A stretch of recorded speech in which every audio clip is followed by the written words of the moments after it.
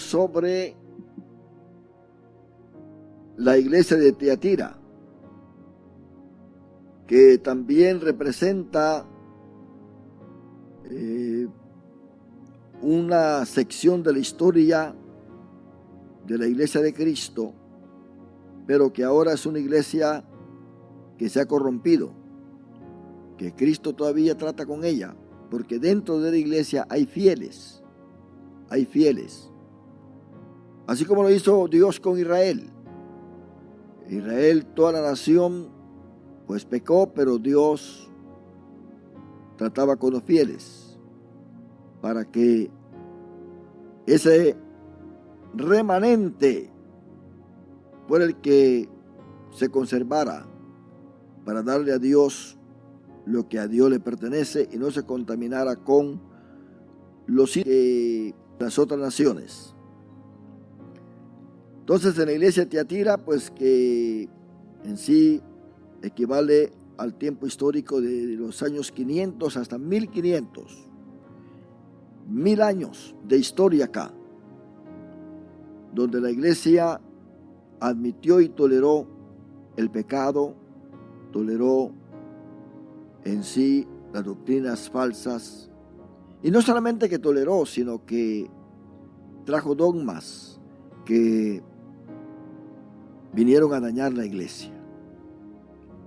Por eso aquí en la iglesia de Tiatira, el mensaje que Cristo le da, el versículo 20 del capítulo 2, le dice que tiene unas pocas cosas contra ella, que tolera a esa mujer llamada Jezabel, que se dice, al decir se dice, quiere decir que Cristo realmente no la llamó. No tiene un ministerio profético de parte de Dios, sino que a sí mismo o a sí misma se ha nombrado como una profetisa. Esta era una mujer, porque la iglesia permite que enseñe y seduzca a mis siervos, los fieles dentro de la iglesia, a fornicar. Pero oiga bien lo que dice a lo último de este versículo: y a comer cosas sacrificadas a los ídolos.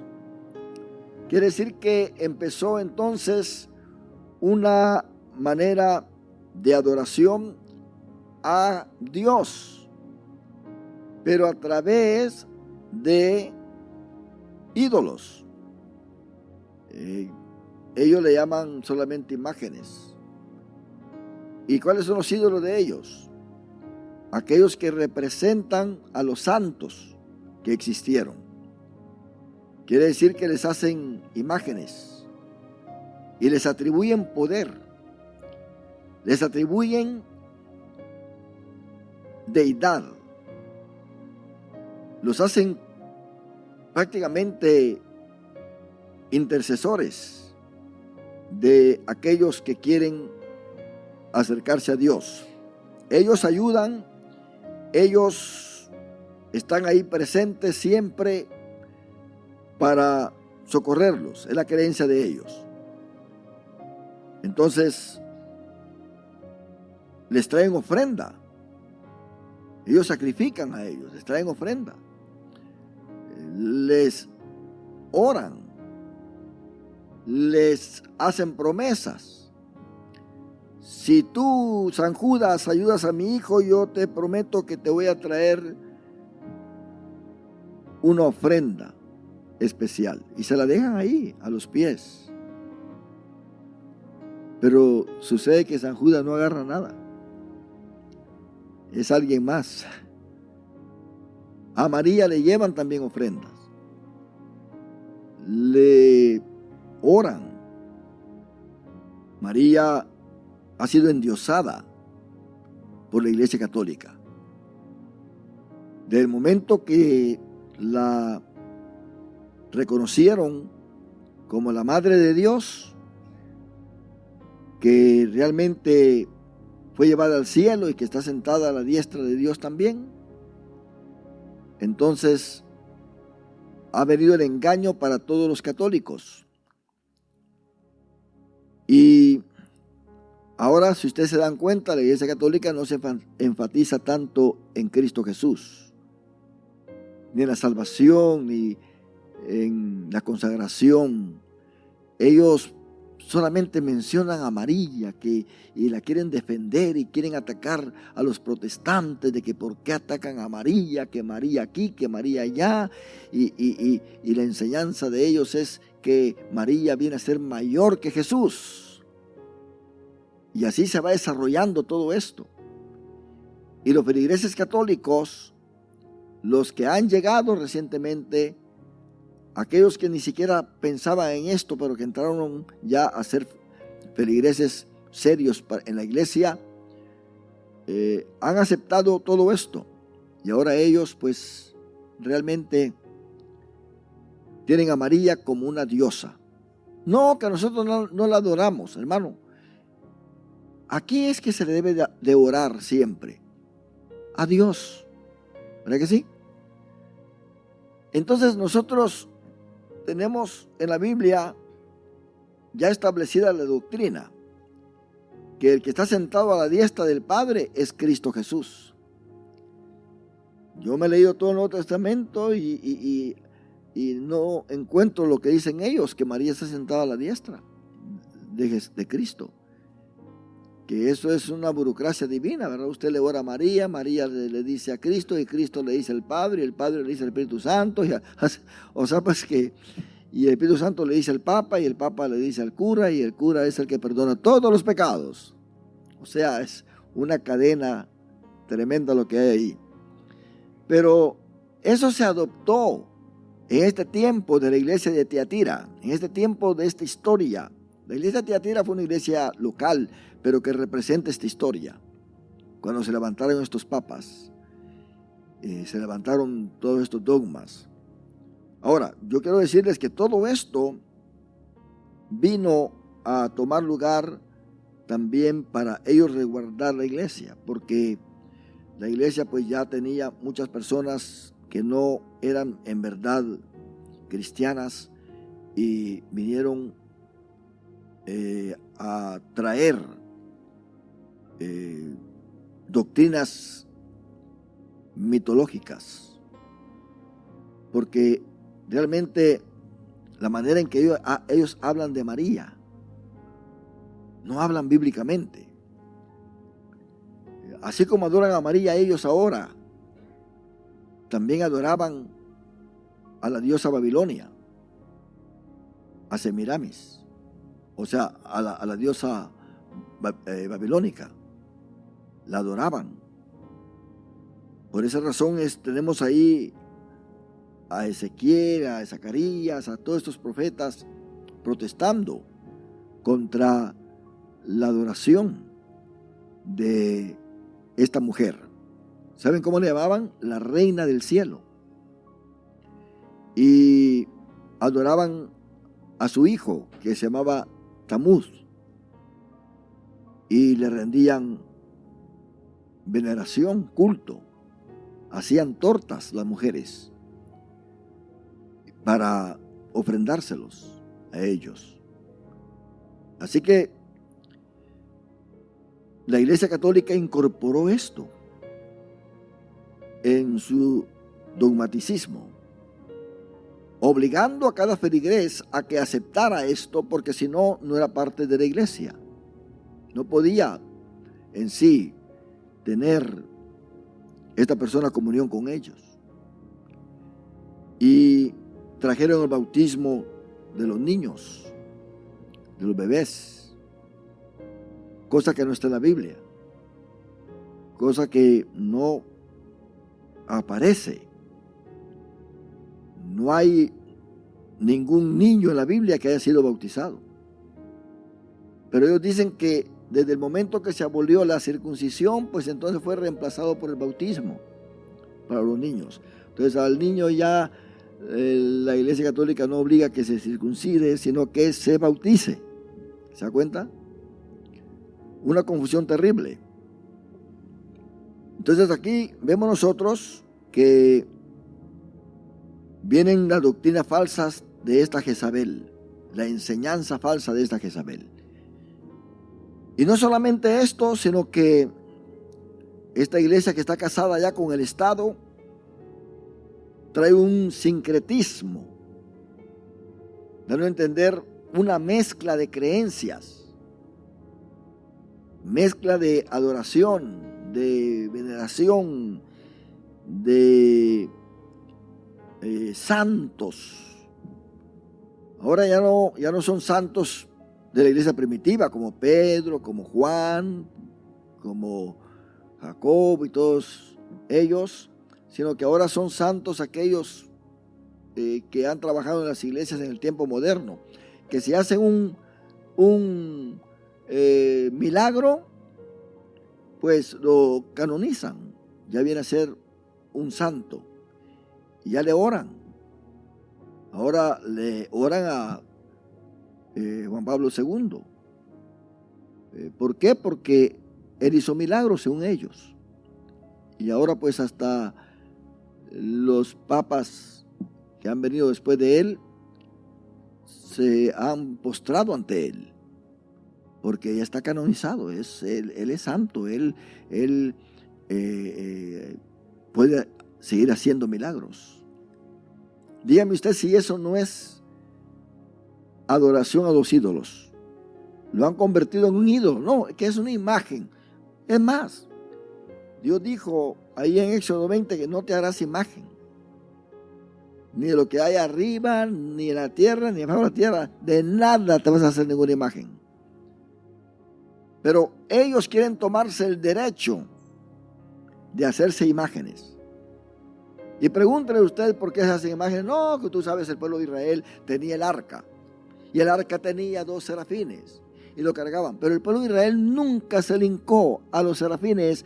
Nunca le tuvo respeto a los serafines en la forma de considerarlos como personas o como dignos de adoración. No. Ciertamente la presencia de Dios estaba allí, pero no mandó Dios jamás, nunca, a que los sacerdotes se hincaran ante el arca. Nunca. ¿Para qué Dios hizo esto? Para darles a ellos ese estímulo visual, porque era un pueblo que se componía de una nación. Tenían que llevar banderas, tenían que llevar símbolos, tenían que identificarse como cada uno de ellos como parte de ciertas tribus. Cada tribu tenía su propia bandera. Cada tribu tenía sus propios gobernadores. Y por lo tanto era una nación. No era una iglesia como la iglesia católica. Israel era una nación que si tenía que haber guerra, había guerra.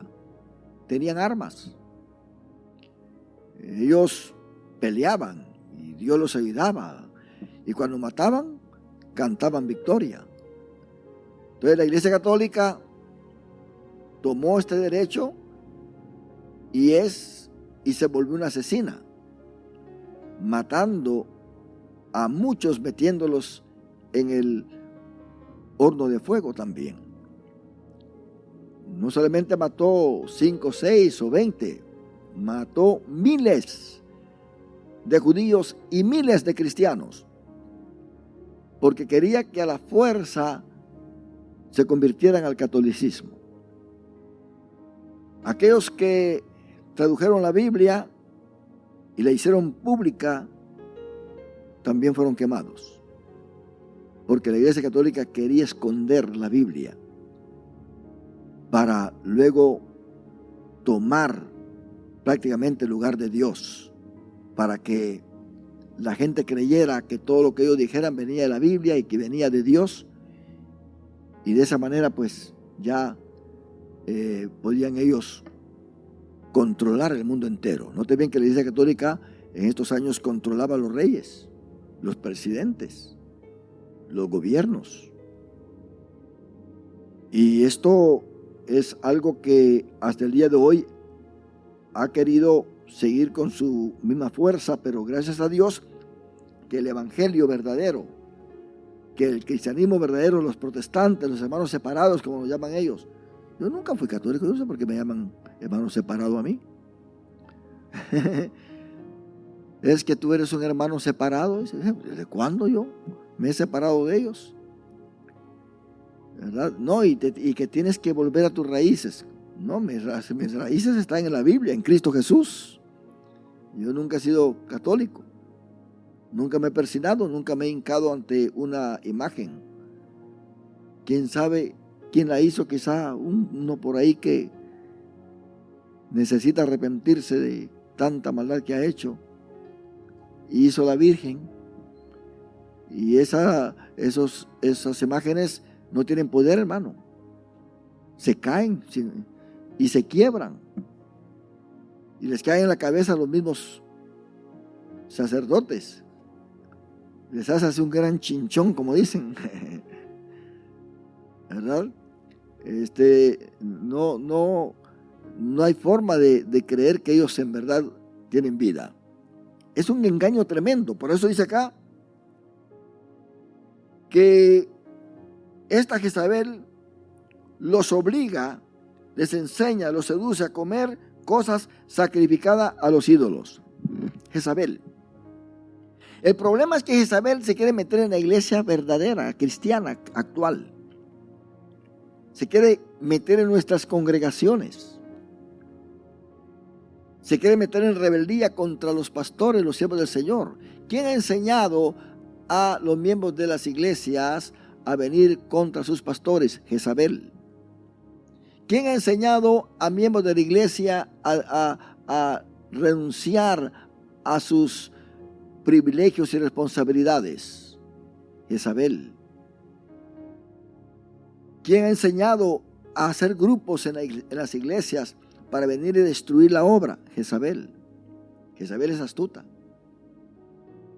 Jezabel puede hacer que alguien se sienta importante en la iglesia cuando critica al pastor, cuando habla del pastor, cuando dice que este acá, que este allá, se siente tan importante. Jezabel le enseña, la seduce a esta persona. Y esto es peligrosísimo. Por eso es que vienen cosas terribles a aquellos que amamos a Dios, si nosotros no nos cuidamos. Tenemos que saber, hermano, que la obra del Señor es obra del Señor, no es del hombre, ni de ninguno de nosotros. Nosotros estamos de pasada acá. Si esta iglesia va a seguir adelante hasta cuando Cristo venga,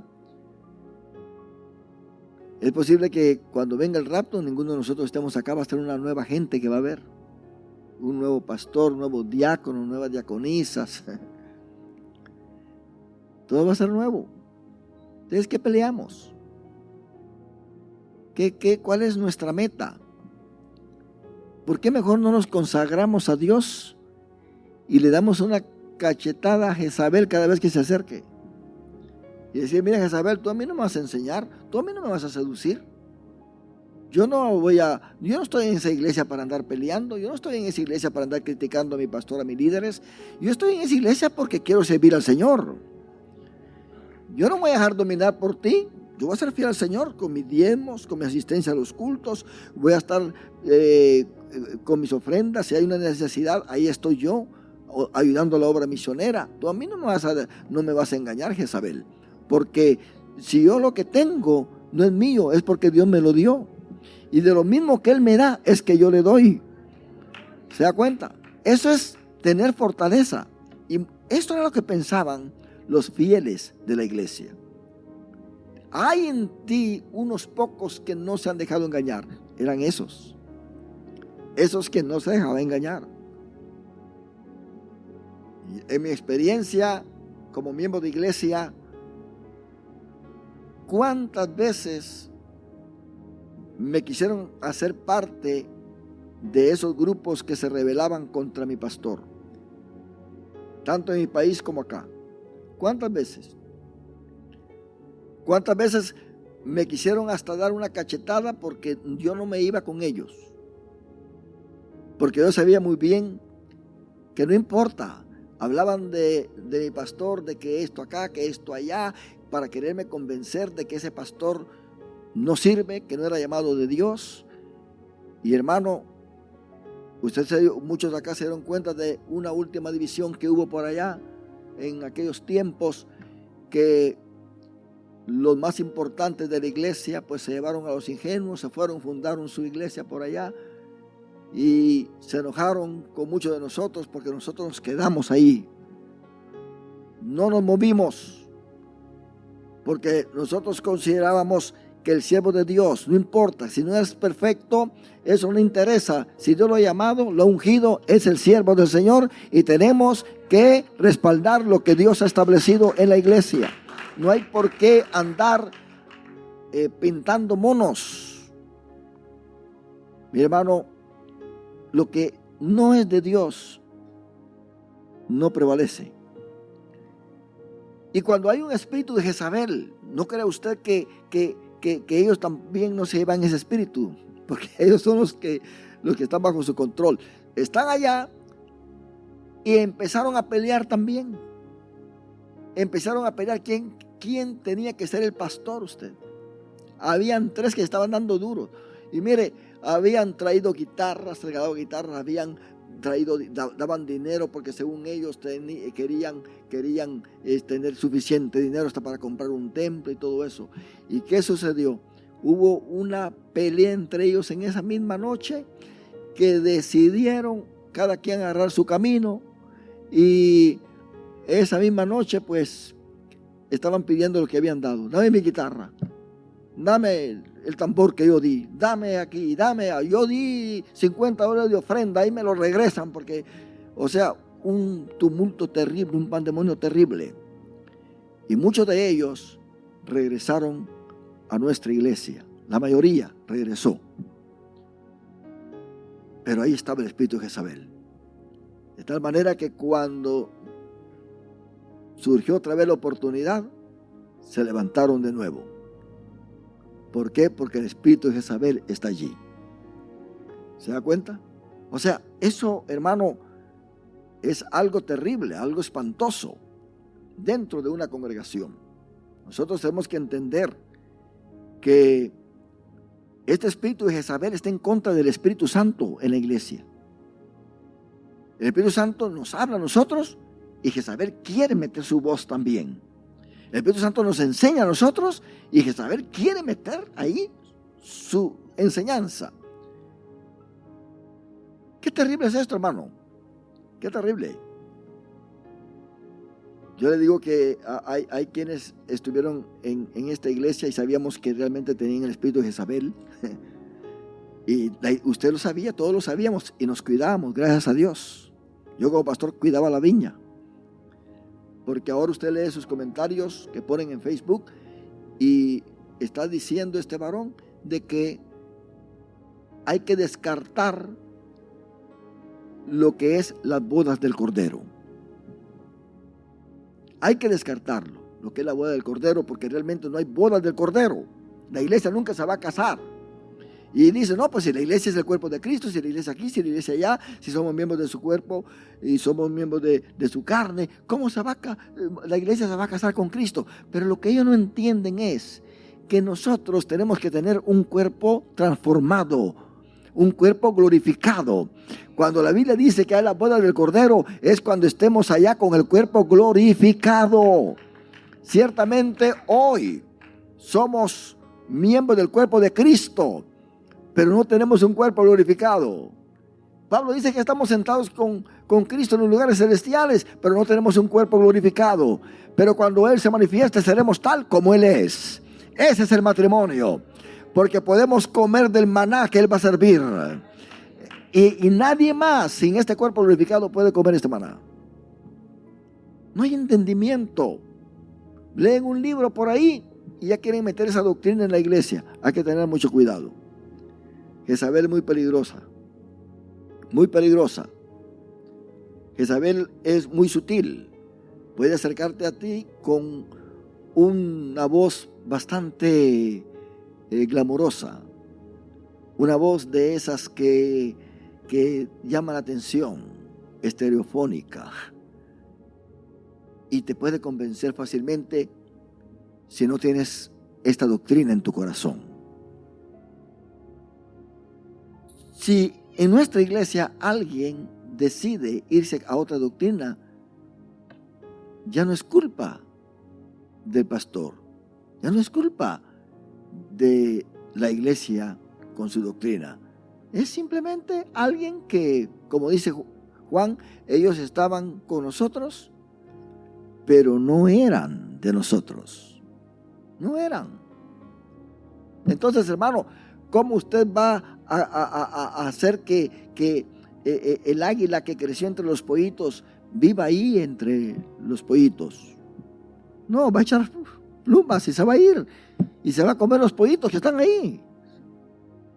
Hasta la gallina se va a comer. No podemos nosotros, hermanos, realmente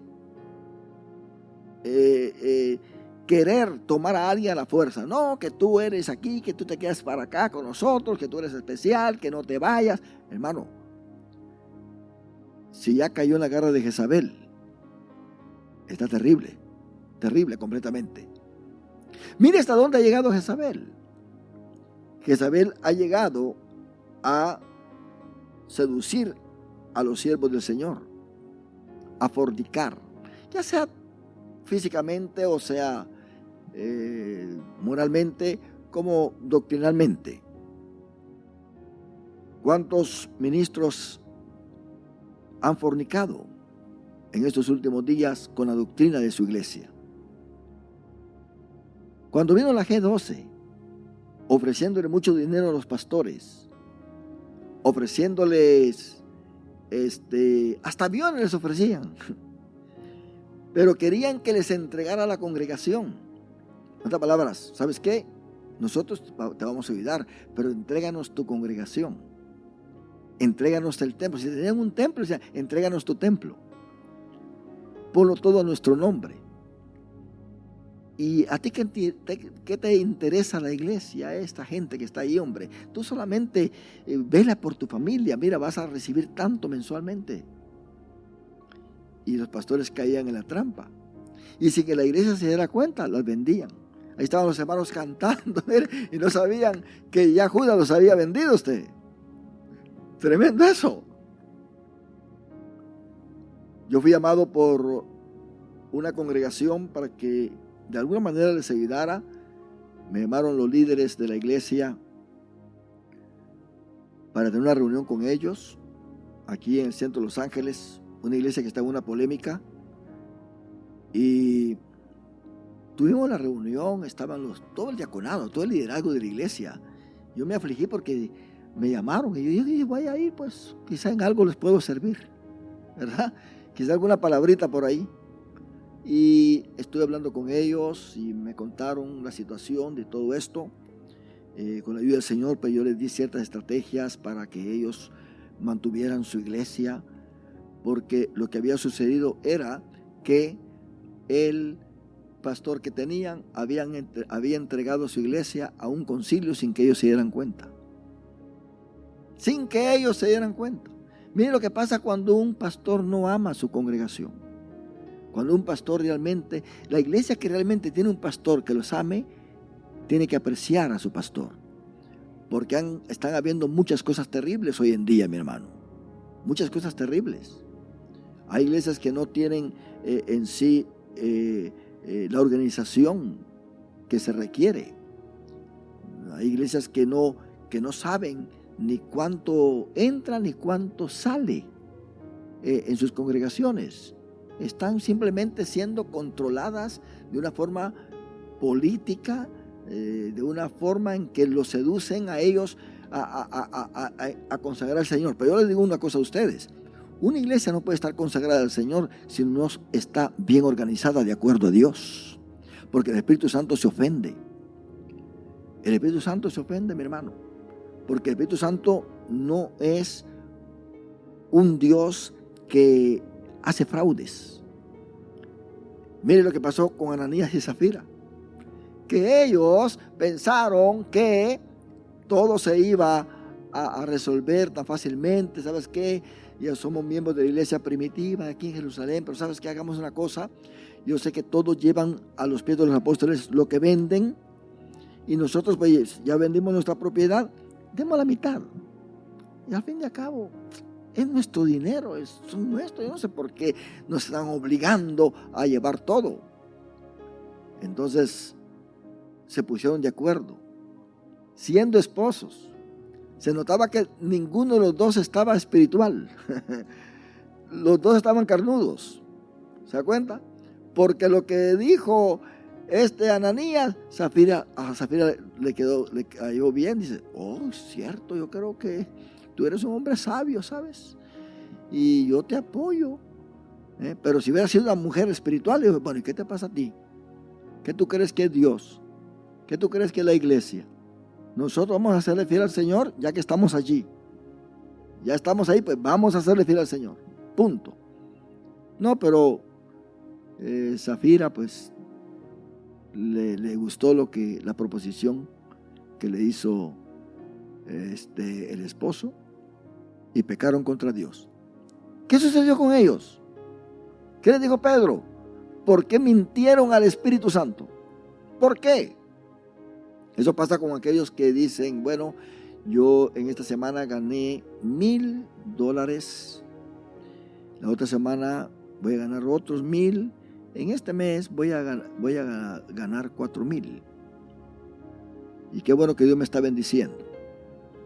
Pero dar los diezmos de 4,000, eso como que no me cuadra muy bien. Yo solamente voy a dar 100 de todas maneras. 100 ahí, y le voy a poner que son diezmos. Entonces le está robando a Dios, está tocando el Espíritu Santo. Dígame usted, ¿va a venir prosperidad para este cristiano en verdad? No va a venir prosperidad, es por demás. Cuando sienta que va para arriba, ¡pum!, Dios le da el hachazo, ¡pau!, cae otra vez. Y prueba a elevarse otra vez y ¡pau!, otro hachazo. Y así va a vivir el resto de su vida. Porque Dios le está hablando, Dios le está diciendo, eso no se hace, no puedes mentir contra mi Espíritu Santo que está en esa iglesia. Tú vas a dar los diezmos tal como tienes que darlos, porque Dios te está dando a ti bendición para que tú también seas de bendición a los demás. Entonces, ahí está todo, hermano. Pero aquel que no le interesa, que ama más el dinero que cualquier otra cosa, entonces puedo decir, ama más el dinero que a Dios, entonces no le va a importar 100, 50. Si alguien da $100 de diezmos, ¿qué significa esto? ¿Cuánto Dios le dio en esa semana? En esa semana le dio 1,000, ¿verdad que sí? Pero si dice, no, yo voy a dar 25, ¿cuánto le está diciendo a Dios que dio? Que le diga a Dios, Señor, mira, gracias por haberme bendecido, aquí está mi diezmo, $25. ¿Cuánto entonces Dios le dio? 250 le dio Dios en esa semana. ¿Y creen ustedes que eso es cierto? Eso no es cierto. Dios no le dio 250, le dio 1,000. Es mal agradecido, porque siéndole fiel, en la siguiente semana Dios le podía dar 2,000, 3,000, hasta 5,000, porque sabe que es fiel. Aquí tenemos nosotros un joven a quien Dios lo bendice tremendamente, y usted lo conoce muy bien y cómo ha dado para la obra. ¿Por qué? Porque él sabe muy bien que a Dios se le da lo que le pertenece. Y él no solamente está dando como algunos que, él, ustedes saben, al final del año son 40,000, $50,000 que da, porque Dios lo sigue bendiciendo y va a seguir dando más y más y más y más y más. ¿Se da cuenta? Y el problema más terrible es de que hay quienes no están viniendo a la iglesia y que están mandando sus diezmos. Y no están mandando $100 ni $50. Están mandando 7,000, 6,000, ¿Por qué? Porque ellos saben muy bien que ahí está el secreto de la bendición. Ahí está el secreto. No vienen a la iglesia, pero han descubierto el secreto. Y Dios los bendice. Y los sigue diciendo. Porque Dios es un Dios fiel. El hombre es infiel, pero Dios es un Dios fiel. ¿Se da cuenta? Dios es un Dios fiel. ¿Quiere usted ser bendecido? No agarre lo que es de Dios. No lo tome. No lo tome. Eso es traerse usted un mal. Es cierto, por largo tiempo va a tener el dinero, pero de repente viene algo que Dios se lo va a cobrar al doble. Al doble. Entonces, Jezabel puede venir con una mentalidad para engañar a muchos, hermanos, para hacerlos sentir, que lo que están haciendo es razonable. No de eso, hombre. ¿Para qué? ¿Para qué vas a estar ahí en ese ayuno? ¿Para qué vas a ofrendar para esta obra? ¿Para qué vas a hacer esto? ¿Para qué vas a hacer lo otro? Entonces viene Jezabel y engaña a todos. Qué tremendo esto. Pero, ¿qué se dice de Daniel? Que Daniel propuso en su corazón no contaminarse con la comida del rey. Lo propuso. Nosotros, hermanos, tenemos que entender esto y ser en aquellas áreas que no hemos sido fiel a Dios, que quizás le hemos sido fiel un 50%, empecemos a mejorarnos allí. Y vamos a ver cómo Dios nos va a bendecir. Mire cómo Dios le hablaba a Israel. Probadme en esto, dice Jehová. Probadme. Quiere decir que Dios nos reta que lo probemos. Porque si nosotros dudamos de Dios, hermano, no vamos a actuar como Dios quiere que actuemos. Porque dudamos. Dios quiere que tengamos fe. Dice la Biblia que el justo por la fe vivirá. El viernes pasado hablé sobre las últimas, toqué varios puntos, las 14 maneras en que Jezabel engaña o quiere engañar al pueblo y 6 manifestaciones que trae el espíritu de Jezabel. Pero vamos a hablar sobre esto rápidamente. ¿Para qué viene el espíritu de Jezabel contra la iglesia? ¿Para qué viene? El espíritu de Jezabel, así como se levantó en el pasado contra el ministerio profético de Elías, hoy mismo también se está levantando contra las iglesias que están queriendo obedecer a Dios dentro de este ministerio maravilloso. El ministerio en el cual la iglesia está fundada, que es apóstoles y profetas. Entonces, pensemos nosotros que esta Jezabel persiguió a Elías y este espíritu profético de Elías, hermano, sigue vigente en la actualidad. Por ser proveniente del Santo Espíritu de Dios. ¿Y qué es lo que hace en sí el Espíritu Santo dentro de la iglesia con todos sus dones, con todas sus promesas que nos trae como iglesia? Nos conduce a que siempre estemos nosotros preparados para estar arrepentidos y humillados delante de Dios. Arrepentidos y humillados. Usted sabe que el arrepentimiento trae un cambio de mente. Por eso es que se dice metanoia en el griego, que quiere decir cambio de mente. Eso significa un cambio de pensamiento, un cambio de sentimiento y un cambio de propósito. Nosotros ya le entregamos nuestro corazón a Dios, mas sin embargo tenemos que entregarle nuestro cuerpo. ¿Verdad que sí? Y no solamente eso, tenemos que entregarle nuestro tiempo. Tenemos que entregarle nuestros bienes. Tenemos que entregarle nuestros talentos. Lo que nosotros somos. Todo. Y surge en esto, hermano, una lucha espiritual. entre el espíritu de Jezabel y el Espíritu Santo que está dentro de la iglesia, ese espíritu que nos da a nosotros esa palabra, podemos decir profética. Hoy se menciona la palabra profética, pero lo están haciendo de una forma muy así vaga, sin muchos lo mencionan y no saben de lo que están diciendo. Pero nosotros sabemos muy bien que estamos bajo promesa. ¿Cuál es la profecía de la cual nosotros nos agarramos siempre?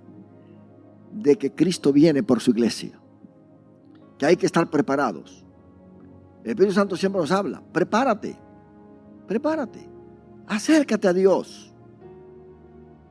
Ese es el lenguaje bíblico para cada uno de nosotros. Entonces, pensemos nosotros que en el Antiguo Testamento, esta Jezabel, ¿a quién fue que atacó? ¿A quién atacó Jezabel? A todos los profetas, a todos aquellos que no querían adorar a Baal. Atacó la unción profética de Elías. Ahí en 1 Reyes capítulo 19, del 1 al 3. Aquí pues no está saliendo nada, no sé, no conectaron ese monitor. Entonces, ¿a quién amenazó de muerte y sembró en el desánimo y desaliento? ¿A quién? A Elías. Entonces, Jezabel, hermano, atacó la unción. No me escucharon ahí. Atacó la unción profética de Juan el Bautista. Juan el Bautista vino con el espíritu o el manto profético de Elías. Note bien que eso fue lo que dice la Biblia, ¿verdad? Que vendrá con el espíritu de Elías. Jezabel lo atacó. ¿En qué manera lo atacó? Juan confrontó, hermano, el espíritu de seducción y fue a parar a la cárcel por eso.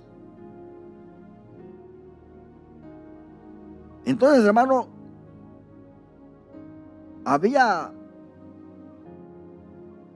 una inmoralidad, según Marcos capítulo 6, del 17 al 19. Elías nunca iba a la ciudad. Amén. Juan el Bautista nunca iba a la ciudad. Siempre se mantenía en el desierto. Pero confrontó al rey Agripa, que le había quitado la esposa a su hermano Felipe. Se la había quitado. Qué tremendo eso, ¿verdad? Porque el mismo Herodes había enviado y prendido a Juan y le había encadenado en la cárcel por causa de Herodías, mujer de Felipe, su hermano, pues la había tomado por mujer. Y cuando Juan oyó y Dios lo mandó, él no se detuvo, lo encaró. Porque Juan decía a Herodes: no te es lícito tener la mujer de tu hermano. Tremendo eso, ¿verdad? Pero mire, esta mujer también era muy pícara, usted. Pero Herodías le acechaba y deseaba matarle y no podía. Yo creo que entonces que no solamente agarró a Herodías a la fuerza, ¿no? Ella también quiso irse, usted. Allá en mi pueblo había una mujer, estaba con su marido y se fue con un muchacho. Tenía sus hijas y dejó a sus hijas, dejó su casa, dejó todo. Mire cómo es el diablo de mentiroso. Y se fueron allá. Andaban ahí, pues no sabían ni dónde estaban. Y de repente hubo un accidente allá en la capital. Y cuando se compró el periódico, aparecieron en primera plana en toda la gente que estaba viendo ahí, a los que estaban ahí tirados. Ahí estaban los dos. Aparecieron en primera plana. Querían esconderse, pero el periódico les dijo: ahí están. Nadie se puede esconder, hermano. Nadie, es por demás. Nuestro Dios es un Dios justo, ¿sí o no? Un Dios justo. Entonces, ¿qué fue lo que le ocurrió a Juan cuando estaba en la cárcel? Le sucedió lo mismo que Elías, atacado por el espíritu de desánimo y desaliento. ¿Sabe lo que hace Jezabel? Cuando ella quiere destruir, trae espíritu de desánimo y de desaliento. Usted sabe lo que es un desánimo, porque creo que todos nosotros en alguna ocasión hemos estado desanimados por algo. ¿Verdad que sí? Desaliento, no tener vigor ya, no tener vigor. Así estaba Elías. Y cuando Juan está en la cárcel, también está allí con ese desánimo, según Mateo capítulo 11, versículos 9 al 4. Vamos a leerlo para que usted se dé cuenta que Juan, que era un gran siervo del Señor, también se desanimó. Pero Jesús, hablando de él, bueno, es del 1 al 4, hermano, pongámoslo ahí del 1 al 4, no sé, vamos a irlo leyendo. Juan capítulo 11. Cuando Jesús terminó de dar instrucciones a sus 12 discípulos, se fue de ahí a enseñar y a predicar en las ciudades de ellos. Y al oír Juan en la cárcel los hechos de Cristo, le envió dos de sus discípulos. Note bien que él lo presentó como el Cordero de Dios. Él vio que el Espíritu Santo estaba sobre él. Él lo bautizó. Mas sin embargo, ahora que está preso, está desanimado. Le envió dos de sus discípulos para preguntarle: ¿eres tú aquel que había de venir o esperaremos a otro? Le dice. Mira qué tremendo. ¿Eres tú el Mesías o no eres? Cuando él mismo lo presentó, el desánimo confunde, el desaliento enceguece. Se sabe la verdad, pero la persona desanimada no siente nada de gusto en saber la verdad. Duda. Respondiendo, Jesús les dijo: id y haced saber a Juan las cosas que oís y veis. Él no le dijo: dile a Juan de que yo soy, hombre. No, ¿acaso no me presentó él? Pues él no usó palabras. Él usó obras. En ese momento empezó a sanar a los ciegos, a los cojos, a los mudos. Y le dijo: ok, vayan con Juan y digan todo lo que vieron. Juan tenía que entender entonces el mensaje. Los ciegos ven, los cojos andan, los leprosos son limpiados, los sordos oyen, los muertos son resucitados, y a los pobres es anunciado el evangelio. Y bienaventurado es el que no halle tropiezo en mí. Mientras ellos se iban, comenzó Jesús a decir de Juan a la gente. Mire el concepto que Jesús tenía de Juan. ¿Qué salisteis a ver al desierto? ¿Una caña sacudida por el viento? ¿O qué salisteis a ver? ¿A un hombre cubierto de vestiduras delicadas? He aquí, los que llevan vestiduras delicadas en las casas de los reyes están. ¿Pero qué salisteis a ver? ¿A un profeta? Sí, os digo, y más que profeta. Por eso es que Jezabel ataca, hermano. Mire, cuando usted está sentado en la iglesia sin hacer nada, Jezabel como que no se preocupa. ¿A quiénes seducía Jezabel aquí en esta iglesia? A fornicar a los siervos de Dios. Pero usted empieza ya a tener un privilegio en la iglesia, a servir al Señor. Déjeme decirle que tiene que estar preparado y preparada. Ponerse la vestidura del soldado y ceñirse bien.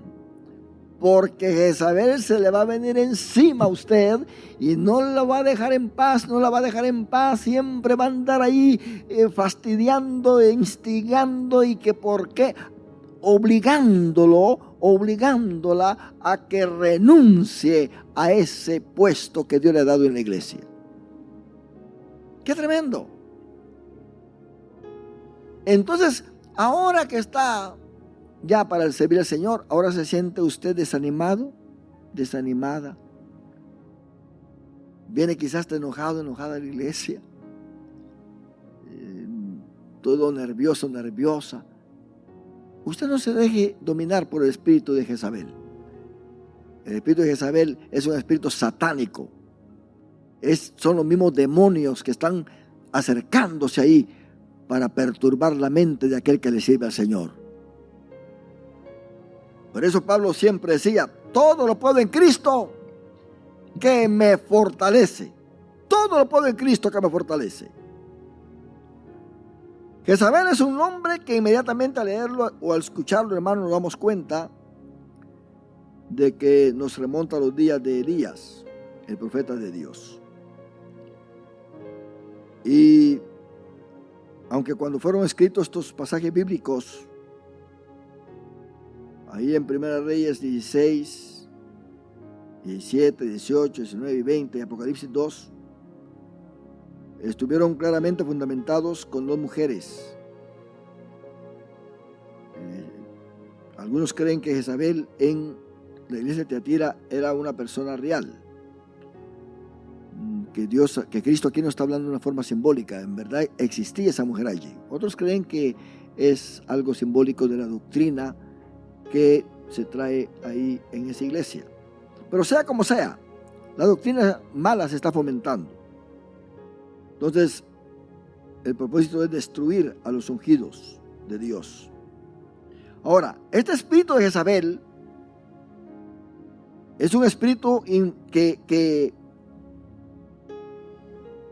es dominado o quiere dominar como un gobernador de las tinieblas. Y Pablo habla de los gobernadores de las tinieblas. Trabaja en las esferas de autoridad para influenciarla y anularla o controlarla. Llega nada más y quiere quitar el poder oficial de la iglesia dado por Dios y tomar ella el poder de la iglesia a través de los grupos que forma dentro de la iglesia. Por ejemplo, un ejemplo vívido que tenemos nosotros, hermano, es que los ancianos de una iglesia, número uno, sean los que controlen al pastor y que no dejen que el pastor esté solo sentado en el altar, sino que también ellos tienen que subirse. Ellos tienen que controlar todo. Eso no está en la Biblia. Es más, no se practica en ningún concilio. Pero el espíritu de Jezabel es peligroso. El espíritu de Jezabel quiere controlar, quiere tener la influencia. Entonces, hermano, son espíritus de control, de autoridad. Operan sobre y contra las personas que están en eminencia para sujetarlos y rendirlos a los pies de ellos. Entonces, los espíritus de Jezabel o jezabelíticos influyen sobre reyes, reinos y economías. Es el prototipo del espíritu político que seduce a los líderes para controlarlos. Mira, líder de la iglesia, tú que estás acá, no te vayas a dejar controlar por el espíritu de Jezabel, porque eso es muy peligroso. Siempre sirvamos a Dios humillados bajo su mano poderosa, dice Pedro. Porque Jezabel quiere agarrar a sus súbditos y ponerlo en lo alto. Pero aquel que se humilla delante de Dios, Dios siempre lo enaltece. Y nadie lo podrá vencer. Entonces, bajo su mando operan los demonios de seducción, promiscuidad. ¿Usted sabe lo que es una promiscuidad? Es una insatisfacción. Un hombre o una mujer promiscua es aquella que no está aquel que no está satisfecho con la pareja que Dios le ha dado. lo deja y quiere otra. No le gusta, quiere otra. No le gusta y quiere otra. Por eso usted va a ver personas que se han casado hasta 7, 8 veces porque no le gusta a la pareja. Simplemente porque no le gusta. ¿Qué problemas y qué nada? No le gusta, que ya me aburrió esta. Ahora me voy con la otra. Así pasa con muchos miembros en la iglesia. No están contentos en la iglesia y se sienten ya mal y andan buscando otra iglesia. Se van para allá, le encuentran, tampoco les gusta, se van a la otra. Y así van, mire, brincando de iglesia en iglesia hasta que caen en el lago. Pero no crea usted que es el lago ese que está ahí, en el lago de fuego. Sí. Entonces, hermano, usa el desenfreno sexual, imagínense. Usa entonces seducción, promiscuidad, adulterio, fornicación, adicción y alcoholismo, etcétera. ¿Usted cree que no hay hermanos en algunas congregaciones que se emborrachan? Que las escondidas tienen sus cervecitas ahí. Si han habido niños que los han descubierto sus papás. Dice, maestro, dice que mi papá tiene cerveza en el refrigerador. Y mi mamá lo sabe y la obliga a que vaya a comprar la cerveza. Y si no tiene cerveza, se enoja. Y los niños van comprendiendo, hermano, ellos van creciendo y dicen, bueno, y de repente oyen en la predicación que la cerveza no es para un cristiano. Y dicen, pero mi papá toma cerveza. Que el alcohol no es para cristianos. Pero si mi mamá y mi papá juntos toman alcohol, los días que no hay culto están bien borrachitos ahí.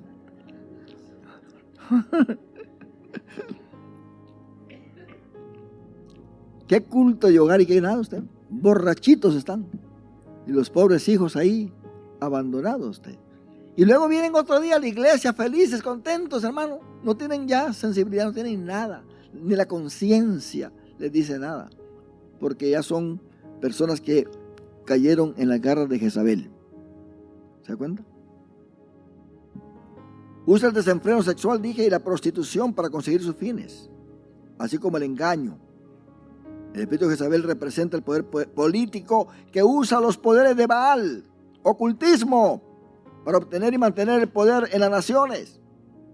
Hoy hay muchos evangelistas que se quieren hacer internacional y acuden al ocultismo, que aun cuando predican hacen señas con los dedos, se nota muy bien esos signos que hacen. Y quieren mostrar poder. Poder.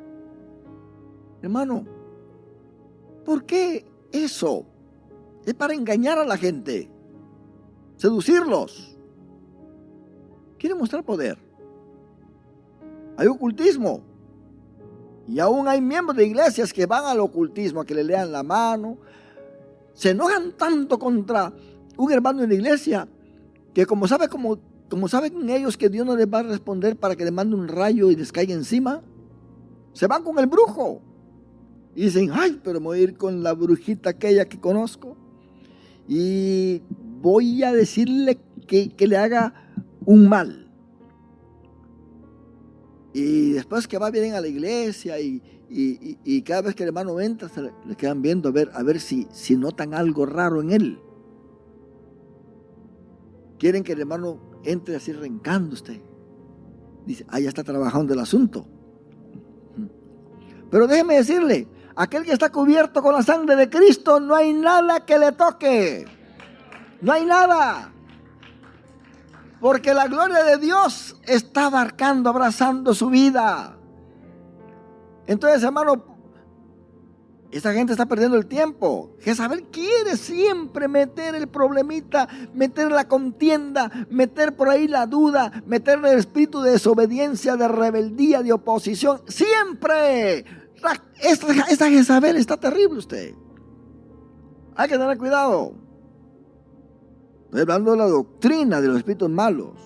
No vaya usted a maltratar a la pobre Jezabelita que vive por ahí en la esquina. Ahora, en el Antiguo Testamento, hermano, y voy a terminar esta sección nada más, en el Antiguo Testamento el espíritu de Jezabel dominó al rey Acab. Tenía dominado a los 850 profetas de Baal. Mire qué poder de esta mujer. Y en el Nuevo Testamento podemos ver cómo dominó la iglesia de Tiatira. Y ese espíritu hasta el día de hoy está en la iglesia católica, dominando. Pero usted tenga cuidado, si usted no está preparado y empieza a escuchar ahí a esos curas que andan hablando de Mariita y que los milagros y si usted no está preparado, déjeme decirle que hasta va a dejar de venir a la iglesia. Porque por ahí hay unos que dicen, yo era evangélico y me volví católico porque realmente estaba engañado. Ahora conozco la verdad. Ahora yo sé que Mariita hay que hincarse a Mariita. Porque andan atrás de María, porque unos dicen, no, que María me concedió esto, que María aquí, que María, pobrecita María, está allá. Ni cuenta se está dando la pobrecita. Y aquí matándose por ella. ¿Sí? Bueno, que es la madre de Dios. Pero depende cómo lo digan. Que es la madre de Dios, depende. Ella proveyó el cuerpo de Cristo. Ella proveyó el cuerpo. Dice Hebreos 10, y me preparaste cuerpo. Ese cuerpo era un cuerpo santo. Pero si Jesús estaba allá todavía y el cuerpo estaba acá, no es Dios acá. No es Dios. El cuerpo sale del vientre. Entonces dice, me preparaste cuerpo y entonces dije, he aquí vengo Dios para hacer tu voluntad. Dios es el que está bajando. No es la madre de Dios en el aspecto de que de la esencia de Dios. Ella fue usada por Dios para preparar el cuerpo y vino Dios y entró en ese cuerpo. Entonces ese cuerpo vino a ser parte de Dios. ¿Se da cuenta? Pero ser madre es alguien que origina a Dios. Dios no tiene principio ni fin. Él es el mismo de ayer, hoy y por todos los siglos. Ahora, podemos decir, ok, Cristo es Dios en su ministerio, está bien. ¿Quién es su madre? María. Debido a que el cuerpo es parte de Él, ella viene a ser madre de Jesús, quien es Dios. Pero cuando Cristo muere y resucita, ese cuerpo que toma ya no lo provee María. Es el mismo Dios el que lo provee. Ya resucita con un cuerpo glorificado, un cuerpo resplandeciente, como lo ve Juan en el capítulo 1 de Apocalipsis. María no puede ser la madre de ese cuerpo, no puede ser la madre de ese Dios. No puede ser, porque ese cuerpo lo mataron. Este cuerpo murió. Ese cuerpo lo enterraron. Ahí terminó todo. Cuando estuvo ahí en la tumba, Cristo no estaba ahí. Como Dios no estaba ahí, se fue a los infiernos, allá donde estaban aquellos del Antiguo Testamento salvos, para llevárselos a todos al paraíso. Llevó ese paraíso, se lo llevó al cielo. De la manera que ahora, cuando un cristiano muere, no se va al Hades, se va al paraíso. No se va hacia abajo, se va hacia arriba. ¿Cuántos adoramos a Dios por esto? Entonces, ese cuerpo no lo preparó María después de su resurrección. Dios lo creó. Por eso dice Romanos capítulo 1, que del momento que Él resucitó, vino a ser hijo de Dios. ¿Se da cuenta? Hijo de Dios. No en el aspecto humano, sino en el aspecto glorificado. Entonces nosotros, hermanos, tenemos que entender esto. No nos dejemos engañar por ese espíritu de Jezabel, un espíritu que opera para traer confusión, para traer desánimo, para traer desaliento, para traer rebeldía. Sujetémonos a Dios y vamos a ser bendecidos. Y guardemos nuestro corazón. Dice la Biblia, ante toda cosa guardada, ¿qué? Guarda tu corazón. ¿Cuántos decimos un aleluya, mis hermanos? Póngase de pie y damos gracias a Dios.